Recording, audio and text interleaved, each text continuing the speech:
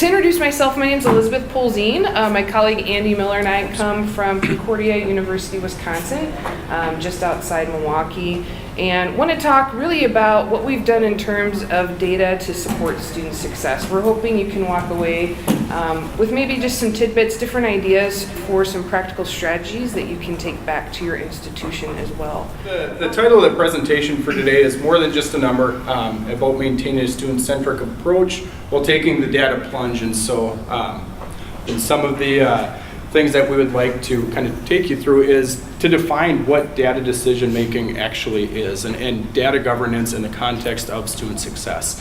From there, we'd like to share some of the data that we've used to improve our practices both at a unit level but then also at an administrative level. And from there to discuss how data has improved our relationships. Kind of an ironic situation when you think of data. Data is really, the people who use data are your thinkers, and then generally advisors are your feelers, and so sometimes those two can't coexist. Well, I think we've found a way that we've been able to do both of that, to take data, make it usable for people so that we can deliver on that student connection. So what is data-driven decision making? TechTarget refers to it as an approach to business governance where they value decisions that can be backed with verifiable and reliable data. Some of the inherent challenges with that, I think first and foremost, is making sure that you have good, clean data to use. Nothing's worse than making a decision based upon information that is entirely inaccurate. And so for us, we'll go through it in a little bit, is ways that we have been able to clean up those business practices, use data, trying to clean up data so that we have reliable information to make informed decisions with.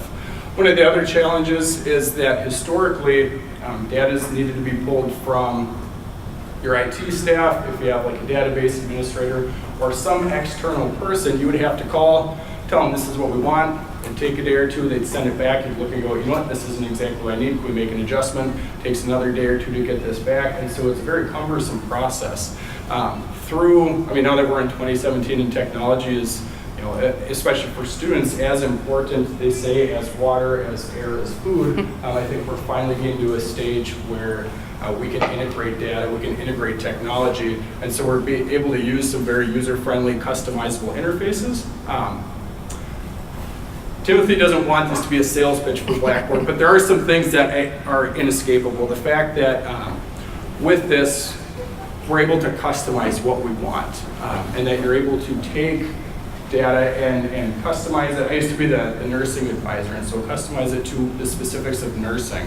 Whereas there's others who we can do it for business, we can do it for our arts and sciences. There's other platforms out there which kind of give you the generic data. Here, we're able to make it very specific to what we're looking for, and that's something that I'm very proud of. It is a double-edged sword because you have to be very clear on what it is that you're looking for. But through the customizable interfaces and then being able to customize it to what you need, we're able to make some decisions both at a unit level and then also at the administrative level to really impact student success. One of the big driving points as we're looking at some of the literature is organizations that use data-driven decision making. And this transcends higher education, looks at businesses at large who use data to inform their decision making, are generally 5 to 6% more productive. And in the context of student success, if we're looking at institutions that can be 5 to 6% more, or do a 5 to 6% better job in retaining students, that's an incredible outcome, and something that I think we're very proud of the success that we've had early on, and hopefully we'll be able to sustain. Just a little background on our institution, so you know kind of what's worked for us. Could be in part due to our student population and kind of what we're working with. Concordia University-Wisconsin is a private liberal arts institution. We're Lutheran-based, so we're affiliated with the LCMS. We've got our mission statement up here: committed to developing students in mind, body, and spirit for service to Christ and the church and the world. So a lot of what we do, as it does at any institution, surrounds that mission statement and how we provide individualized attention to our students. When they come on campus, again, like a lot of institutions, we talk about how you're not just a number. We know you by name, and we need to deliver services that also reflect that. So when students are starting to struggle, we're actually aware of that now, where we weren't before. We've got close to about 8,000 students. Just about 2,400 of those are traditional undergraduates. We have a large graduate population. We also have professional programs. We also have online programs as well. And to maybe make things even more complex, Concordia University is part of the Concordia University system. So there are several Concordias throughout the United States. We merged with the one in Ann Arbor back in 2013. So we're also working to figure out what we're doing on our campus, how that can be expanded to centers, as well as our Ann Arbor sister campus. We're one institution with essentially 2 residential campuses as well. And then I've included just a little background information so you can see some of our retention from the past. And just in case you define retention slightly differently, at Concordia we look at it from freshman year to the return of their sophomore year in terms of retention. So we've had a class usually around about 600 students. And kind of the cusp of what we started doing just this past year was a drop that we had in retention most recently. We actually had a smaller class and went down about 5% in our retention and said, what are we going to do about that? And that's kind of where a lot of this data-driven decision-making started to come into play for us. Using the pun, testing the waters, kind of came out, and we had hired a gentleman to help us integrate the data and kind of spearhead everything that we're doing with analytics. And he said, he brought a bunch of people together and a lot of the players from across campus and said, here's a system that we have at it. Kind of went, okay, great, what do we do? And it showed us some training, and for us, wanted to figure out where to start. And I think the natural starting place is to look at the ways that we have had to use reporting in the past. What are the questions that we're getting asked consistently? What are the reports that we're running on a regular basis? And so a couple that we have here. The first, this actually runs through our Learning Resource Center, which is a part of Academic Support Services. This report right here is looking specifically at the DFW rates for every course across campus. Again, historically, that's something we have to use an access report, try to generate it. If you get it back, it make sure that it's good and usable. Well, this has given us now the ability to sort it specifically by program. Talk about being able to get good, reliable data, but then also to be able to interpret that. So one thing that you'll notice, like the microbiology class right here, you'll see 21 students had D's, F's, or W's in the spring of 2016, and in the fall of 2016 only had 2. Generally, we'd think that's a good thing, but to understand the context, fall 2016 was the very first semester that we have offered any section of microbiology in the fall, and so for somebody in the Learning Resource Center to be able to look at this data and say, okay, well, if there's a class of 20, 2 or 3 of them are in the DFW that really stays on point with where we've been before, and so we can identify the need in a very quick, easy format.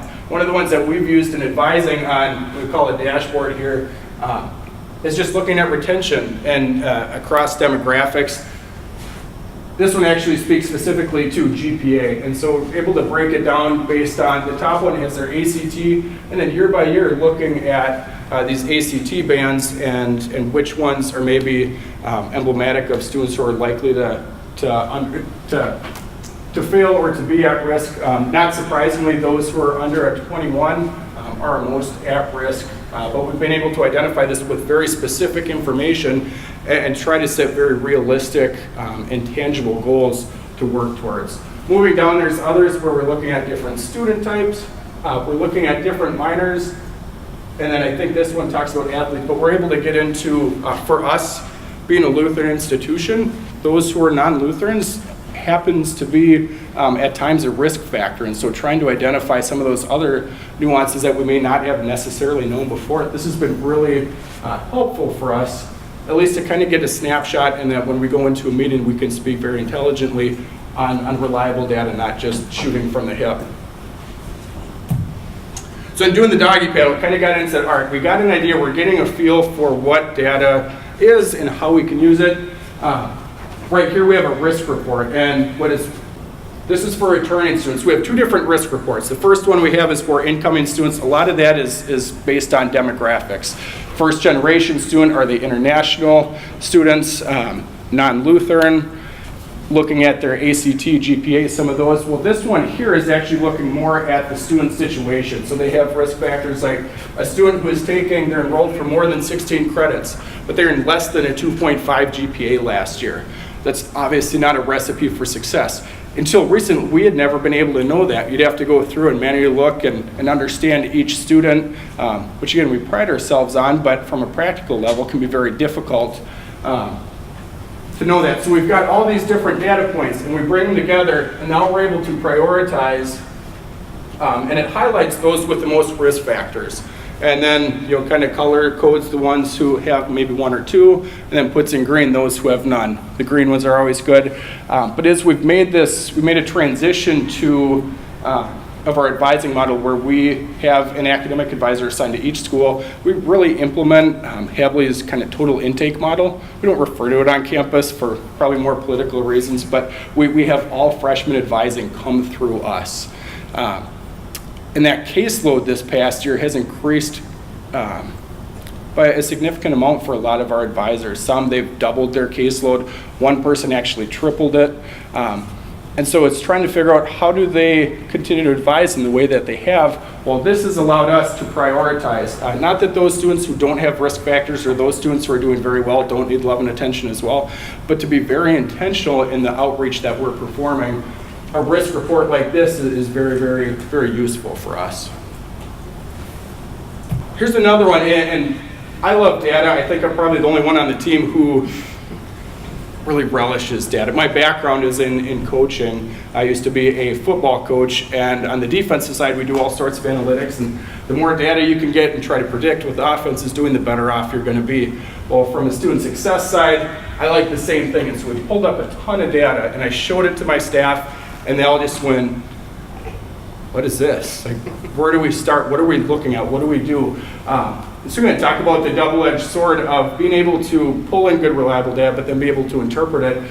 There's a lot here. And so I'll take you through some of what we've had and ways that we intend to use it, and then talk about in a little while how we've been able to simplify that so that it's very, very digestible and actionable. So up here, we've got two reports. They're actually showing the exact same thing, one using a chart, but this is the number of advisees who have earned an A, B, C. Here we got C minuses in nursing. Anything is C minus or lower in your sciences means you have to retake the class or choose another path in life. And so we're able to get both just visually, but then also from a numerical standpoint. We've got other ones looking at student enrollment, and this is one that we'll talk about in a few minutes, but being able to look at our students and figure out how many credits they're registered for now, but also how many they're registered for the next semester. And so we've been able to impact retention by prioritizing, saying, look, we got somebody in 8 to 11 credits. Perhaps they're waitlisted, that's good to know, but we can very easily pull, just by clicking on any one of those bars, it'll pull up a list of students. You can reach out to them, gain some more context for ways to intentionally reach out to them and try to figure out what may be going on. Those who are in 3 or less credits, obviously that's a big issue, but we've been able to look at those students and say, what's going on? Are you planning on coming back? If you're not, let's take you through the withdrawal process. If you are, let's get you registered. Oh, you have a hold. Let's get you in contact with the cashier's office, with financial aid, and try to help connect them with the different resources across campus. These are things that we had always been on our to-do list, things we would like to have done, but never really had a great way of getting that information. Well, one of the initial challenges, anytime you start pulling in data, of course, is figuring out what type of support you have across the institution and kind of how you go about getting that buy-in from different groups. One thing that was pretty monumental for us, again, was that drop in retention. So I think there's a saying, never let a good crisis go to waste. For us, it was, hey, this could actually be really good for our team because we're going to have people a little bit more open to some new techniques and new strategies to retain students. And so a couple things that we want to kind of highlight in terms of getting different groups on board. At our institution, faculty are actually required to take attendance. And so for some of you that might differ, especially if you're at a larger institution or perhaps you just do it for the first couple weeks for financial aid purposes. our faculty should be taking attendance for the entire semester. Really prior to our data pool, it was something we kind of always echoed, but we really had nothing to back it up. And so this past year we said, through data analytics, through the warehouse, we now have teams reviewing attendance information that you're putting in. So automatically we started to get more of that faculty buy-in to say, okay, I'm actually going to go through the motion of putting it in because somebody's looking at it and reviewing it, rather than just kind of another to-do task. We've also been able to circle back around to faculty. We'll talk a little bit about it. We've created a new referral source for faculty when they have concerns about students. So as we're pulling this data, faculty can also be sending messages, students not attending, not turning in homework, whatever the case may be. This helps us kind of close the loop. And for our group, who's providing some sort of intervention, share with the faculty what that intervention was, what the outcome was. Again, that kind of builds that trust with faculty that we're following through on the concerns that they have. We're providing students some additional help. So I think we've gotten pretty far with faculty, started taking attendance more regularly. I've kind of touched on the administrative part already. Because of our drop in retention, administration's been open to new ideas. I actually came on at Concordia just last July, so being a new face, having fresh ideas sometimes goes really well at an institution, and sometimes you've got people saying, don't change anything, don't touch anything for a while. You need to learn the institution, and in this case, it kind of gave us permission to do something new because we had a crisis. We had a drop not only in retention, but enrollment, which I'm sure a lot of you have experienced most recently in higher education too. So that got a lot of buy-in from administration for us to start using some data to inform our practices more readily. And then for students, we don't necessarily think of them as an important constituent maybe in some cases when we're using data to help them succeed.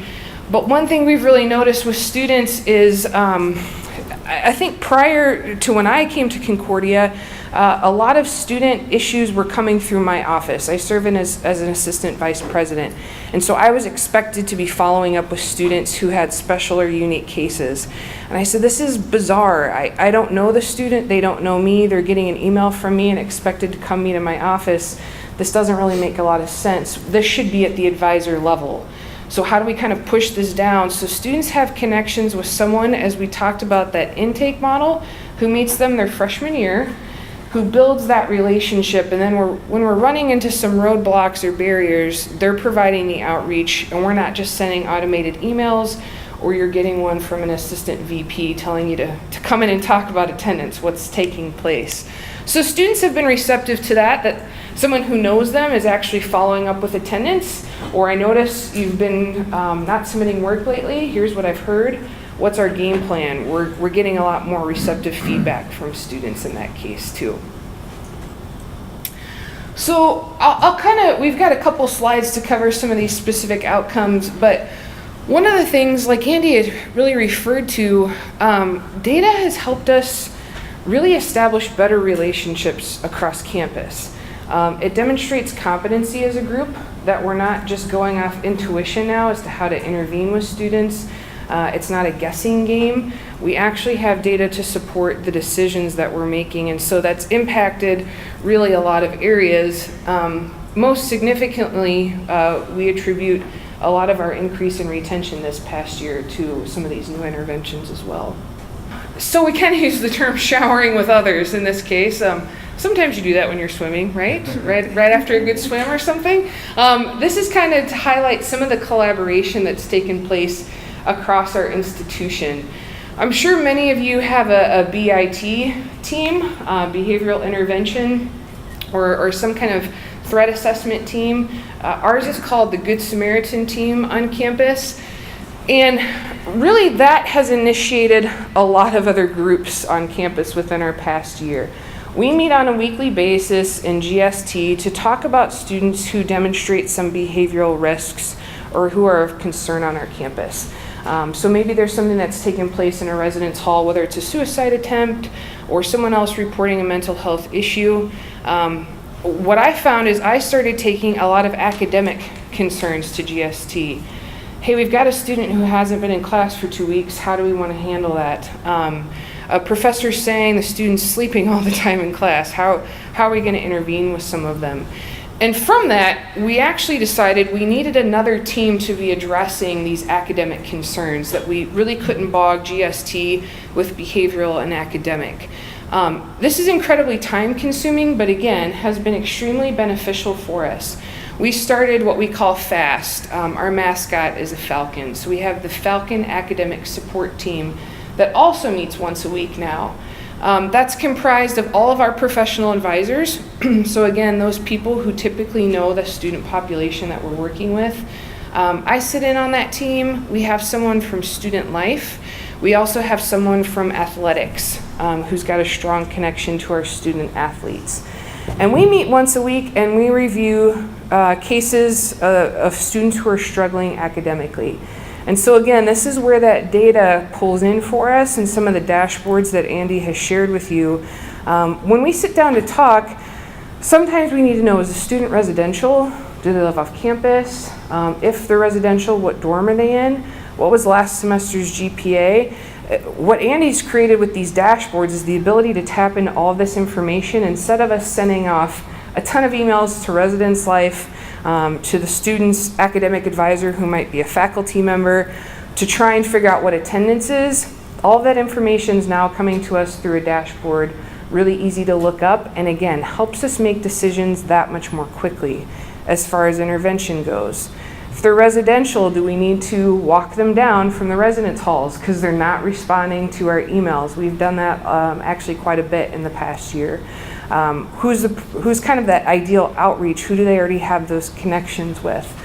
So it's really, it served as a huge support to students, obviously, because from that meeting, we all essentially take assignments as to who's reaching out to each student that week.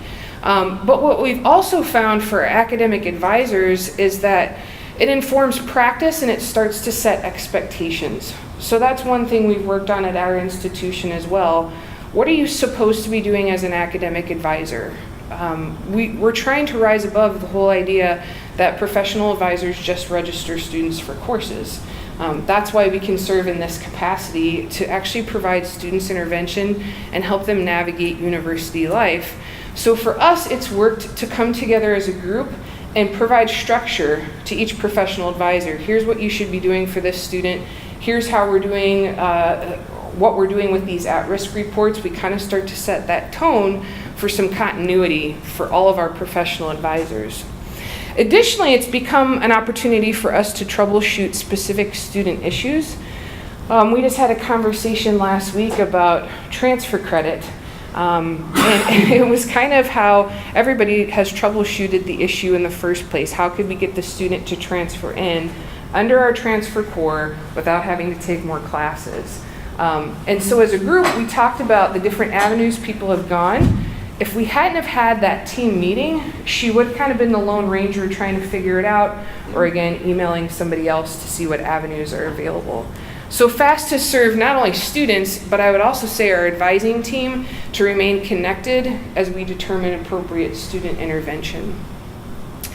And then lastly, it was kind of the trifecta last year of all these new groups that popped up. We also started FEAT, which is our Financial Early Alert Team. So as we were talking in Good Samaritan and in FAST, you can imagine one other issue that came up were financial constraints of our students. Students had their cards shut off. We use like an access card to eat in the cafeteria, to get into their residence hall. After so much time of having an outstanding bill or not paying off a balance, it gets shut off. And so our students then are scrambling around the institution trying to figure out what they need to do to make that all happen. So in response to that, we also started the FEAT team, and this group, again, comprised from people across the institution, come together and they look at students who have an outstanding balance, and again, provide intervention, to determine what do they need. Is it the fact that financial aid hasn't come in? Do they have a balance that needs to be paid? If it's $50, can we deal with that in some other way as opposed to them owing us thousands? And so again, this information that we can pull through the data warehouse actually tells us who those students are. We're getting ahead of it much faster rather than being reactive to these student situations that can really turn into a nightmare for the student. So I sit on this team as well. Actually, that's one of the nice things that Liz sits on the Good Samaritan team and FAST. I'm on FAST and FEAT, and trying to understand what role advisors have in this financial aid conversation. And in the same respect that Liz mentioned, having that student interface from your advisors, when the financial aid department, when the cashier's office, when they call up a student and say, hey, you have an outstanding bill, that relationship becomes very transactional. And so it's, oh, here's Concordia again asking me to pay my bill, very much a business relationship. When the advisor is able to step in and say, hey, we recognize that you have a hold on your account. This is keeping you from being able to register, or and start to really connect with the student on that relationship you've already developed. We've been able to get these students connected much more appropriately. So kind of back to faculty, we've kind of already expressed sometimes getting faculty on board with these initiatives or the information we need to be collecting on a regular basis can be pretty challenging. Faculty have plenty of responsibilities outside tracking down students, and so we've really tried to come alongside and partner with them. So as faculty members, they can focus on the scholarship, the teaching, and we can kind of focus on that intervention to make sure students in their classroom. So again, I've already mentioned a lot of the data we used validated what faculty should be doing in terms of putting in grades and attendance. They actually see some value in providing that information. We've also started to kind of work more with our faculty advisors. This is an area that we've kind of lacked in the past as well. And so it's really easy to transform the team among our professional advisors. But when you have faculty in different departments, different disciplines, and different priorities in terms of advising, it's kind of been challenging. And so we've just kind of started to dip our toe into what information we can provide them as they're working with students as well. And one of those things have been some faculty advisor reports, and Andy will kind of show those shortly. This is just an example of a screenshot that we get for attendance right now from our data warehouse. We can pull up the student and look at each individual course they're enrolled in. We can see if the student attended, if they missed, or if they had an excused absence, and the days of the week in which the course meets as well. This has also helped us with faculty advisors. Something that Andy's actually done is through our data warehouse, he's been able to pull students who aren't enrolled for the following term. And he sends that out to faculty advisors and asks them to reach out to students. Are they enrolling for the following term, and can you assist them in doing that as well? So we're kind of guiding that process with faculty as to what advising should look like. In my opinion, it's kind of a discreet way based on the information we're feeding them and the small requests that we're making at this point in time. And then lastly, last year we established a referral process again for faculty for students who are struggling either academically or have demonstrated some concerning behaviors in the class. Before, that was all done through email, and as you can imagine, new faculty come in, new administrators come in, nobody could keep track of who they should be emailing and telling about some concerns they had in their classroom. So now we have a portal system at our institution. We have a little life preserver. They just click on it and they can submit all their info through Qualtrics, and then they know the appropriate team is going to get information to actually follow up with some type of intervention. Again, with with administration, one thing we've been able to do, again, with our increase in retention, I don't know if your institution operates this way, but when we look at academic support, what we hear a lot of times is we're not a revenue base. And so adding positions, adding programs, system support, we're usually at the bottom of the list because we're not bringing money in. And so we've been able to change that narrative with administration to say, but we are through retention. If we can impact retention in some small way, we're not only saving that tuition, we're saving student fees, but we're also saving the money we invested in the front end for recruiting a student to our institution. which for us runs around about $2,500 is what I've heard recently. So anytime a student leaves, it's just chucking it out into Lake Michigan for us. So that's changed the conversation with administration. That's kind of perked ears. So as we look to either expand our team, we've talked about developing new software. We're talking about it in a different language too. Here's the data that we're pulling that will demonstrate investing in this can actually contribute to some revenue in a different fashion than we've thought about before. Also, administration, I believe, has been pleased. Again, through this data collection, we've been able to intervene with students and be more proactive.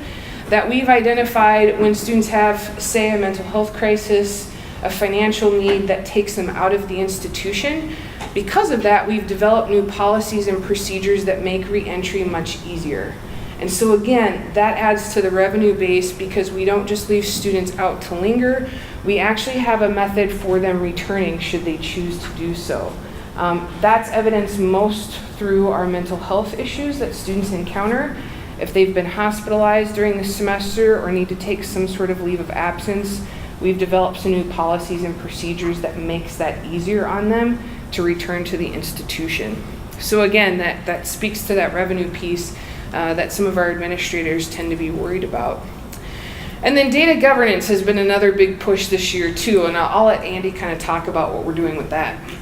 All right, the Strategic Information Analysis Council, again, another acronym, but these are people who use data in their units and trying to make sure that we're using a universal language across campus.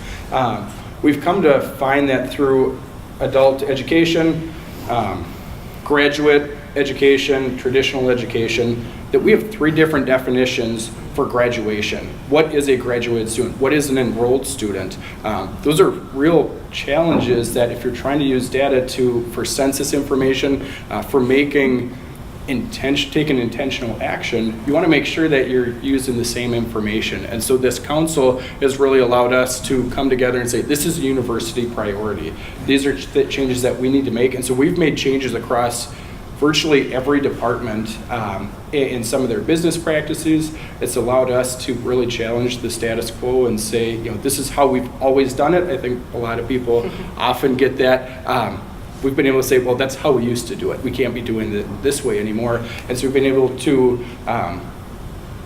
bring in a lot of stakeholders so that there's this institutional buy-in for how we manage data. And now as we bring in new technology, new platforms, being able to understand how does this impact other areas of campus? What other departments may be impacted by bringing in a software platform specifically for advising? We're able to really kind of spread those relationships and break down some silos. All right, so we're talking about directing faculty, and one of the ways that came through this was with our midterm grade reports. Now, yes, faculty generally can go through like Banner Self-Serve or a different, they can go and pull this up themselves, as simple as that may be. Sometimes that just seems to be a little too complex, so we've simplified it, and we now send out automated emails to each and every faculty member say, here's the list of your advisees with their classes and what their grades are. Those with anything less than a C, please reach out to them. If they need to get connected with somebody else, we'd be happy to help intervene, design some success strategies, or we can connect them with a learning resource center. Let's have a conversation with each and every one of our students who has a low grade. And so we've got it sorted, again, for FERPA reasons, kind of blurred out each and every student, but the course, the schedule type is nice too, because there'll be some where if it's like biology lab, they don't have a grade for their lab. And so you'll see a blank one, but it'll be able to go through and give all the different grades. One of the nice parts is, again, we encourage faculty to have their grades in. I think this year it's October 24th. A lot of times that's just a helpful suggestion. Well, now through peer pressure, if we get up here and Mark Wolf doesn't have any grades in, we were getting a lot of people emailing and saying, hey, I'm working on getting my grades. Or they would give you some justification for it's not happening, but it will be done soon. And so we're able to get all kinds of really good data, good information from our faculty simply by being held accountable to their peers, to the students and across campus. So that's been a nice byproduct of the synchronized diving, all kind of moving at the same at the same pace in the same movements towards the same end. So this is the enrollment piece, and the same thing, being able to look at how many credits Terry Carlson's advisees are registered for the spring semester. Anybody with the 0, that's a huge issue. What's happening? Again, do they have a hold? Are they not coming back? Or have they just not done what they need to do? Let's develop a conversation, connect with them, and try to have some very intentional outreach. The ones in yellow, we have the anything less than full-time or more than if they're on an overload. And then we have the green, those who are in the full-time status. But we're able to send this to faculty and give them a very targeted email that says, if you see somebody highlighted in red, give them a call and let's figure out what their enrollment plans are. If they're in the green, send them an email and say, good job. If you see them in the hallway, give them a high five, something to connect with them. And then those in the yellow, let's understand what's keeping them from being full-time. Again, it's these subtle suggestions that are helping to get us all moving in the same direction towards positively impacting students and ultimately helping out the university as well. This one came on, so all of those kind of took place in the past year. This one is very new on our Ann Arbor campus. A lot of the scholarships are tied to financial aid model, making sure that students are registered for the appropriate credits. There's a lot of nuances to helping ensure their eligibility for these scholarships. Coaches in particular, especially in the middle of the season, are incredibly busy. Their time is consumed sometimes 18 or 20 hours a day. So how do you get them to help? They have a very captive audience with their student athletes. So how do you help get them ingrained in a very simple way without taking too much of their time? Well, this right here gives them a list of every single one of their students. Again, green is good, so somebody who has 4 green blocks, they're all set, they're ready to go, nothing else they have to do. Somebody who's got these 2 red blocks, there's some who have 4. We need to prioritize, call them out after practice and say, hey, you need to make sure that you go speak with the financial aid office and fill out your promissory note, or you need to have mom and dad send in their verification forms, different aspects like this. And we've actually, this is again, it's all customizable, so it says, this is who you need to speak to. There's also those who have all reds, and if you're in the middle of the season, there's no way that there's anything to do. So Chris Brandt, our tech guy, put in, don't worry about this student, he won't be able to play for you, let's make sure we get him scored away for the next year. So ways just to kind of, I don't know, in some ways put their minds at ease, but I find a little bit of humor in just kind of calling a spade at times. So again, we can prioritize what we want to do and take very intentional action by being able to simplify the steps that are necessary to get students, help coaches get that captive audience through these different processes. This one I love the most. This is my favorite report that they have. This is a grade correlation where you can take any class. You can take ceramics and see how somebody in ceramics, how an A in ceramics corresponds with their grade in pathophysiology. Now, likely there's no real relationship there. For this one, there happens to be with microbiology and then nursing pathophysiology. I used to have a ton of students, a ton of freshmen come in and say, this professor, she only passes 33% of her students. She makes the test way too difficult. This is a weed out course. This is way more challenging than it needs to be for the next courses. All these different things where all I could do is lend a shoulder and say, I don't think that's right, but I don't have anything to verify that with. Well, now we can come in and look and say, all right, so we have 55 students who earned an A in microbiology. 14 of those earned an A in patho, 13 earned a B, and it kind of moves on down the list. What we found for one of these courses, that it was true. There was people who were earning C's and B's in a course, and then in the subsequent course earning A's and B's. And so they're having a full letter grade improvement. That gives us an opportunity to go and speak with the faculty, to speak with the department chairs and the deans and say, here's an issue that we're seeing with our students. I understand the necessity of rigor in the classroom, but we're being unnecessarily rigorous in some of these foundational courses. And so we're able to strategize. And again, being able to have good verifiable data helps us to direct what we're doing. It's also allowed us to look and say, you know what, right now, our progression requirements are at 2.75 for people to move from pre-nursing into the nursing program. Well, if we look at this, you can see that there's students who are earning C's in a lot of their courses, so maybe a 2.5 is more appropriate. We can drive that from the advising office. Yes, sir. Just kind of back to some of the outcomes we've seen. Now we can't, at least at this point, we haven't been able to dive into it, but directly correlate our jump in retention this past year with all of our initiatives. But we've had a 10% increase just in this past year of our freshman class returning to our institution. And we can't help but think our use of data to drive our intervention and our decision making has had a significant impact on that. We jumped from 71 to nearly 82% this year, which was pretty huge for us. It's actually a record-breaking rate for our institution. We've never gotten above 80. And based on our predictive analytics, this class was supposed to retain at about 79%. So we also exceeded what we were predicting at the time. In addition to that, again, through the data warehouse and the type of data that we can pull, we're also getting a much more detailed retention report. So as Andy's kind of talked about, we are getting a better picture of the students we struggle to retain as an institution. Those we do retain rather well.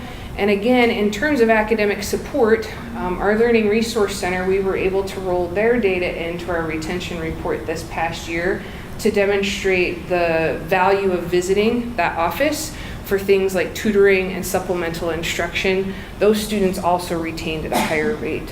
So I think it's also building up the advising profession, the student academic support, where we've kind of been seen as people who should be kind of feeding faculty information, but we actually have a lot more that we can contribute.